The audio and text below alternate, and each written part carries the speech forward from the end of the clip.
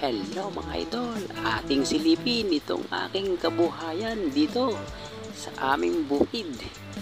Ako ay dito nakatira sa probinsya ng Batangas mga idol, at ito ang aking lugar. Ayan, napakalayo sa Kapihasnan mga idol. Ako naman ay kahit laki sa Kapihasnan ay nasanay na rin ako dito sa Kabukiran mga idol. Ayan ang aming munting tahian. At meron ako dito isang tambayan sa ilalim ng puno. Ito mga idol ay puno ng aratiles na araw-araw kong winawalisan.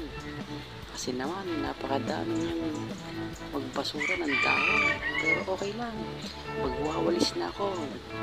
Okay lang na magwalis dahil mas maaliwalas naman yung ibinibigay niyang hangin dito sa aming kabahayan.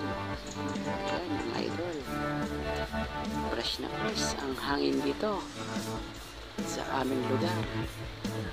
Ito yung aking mini garden, at ako'y kahit lalaki ay mahilig din naman akong magtatanim ng mga halaman. Ayan, mayroon pa akong plant box. Kaya na aking bahay mga idol ay hindi ko pa naipapatapos, at talaga naman kapos tayo sa budget, hindi natin may pagawa.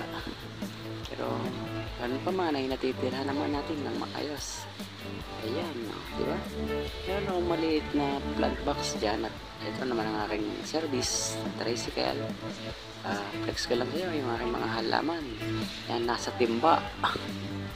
Okay lang sa timba, di ba? Kahit walang paso, okay lang ang timba. Ayan, bahay namin, ang bintana ay puro tawing ng tulda na lang muna. Yan, flex ko lang sa inyo mga idol para tayo ay mayroong may upload na video. Ayan, kahit konti ang views, okay lang. Hanggang dito na lang mga idol. Maraming salamat. Paalam.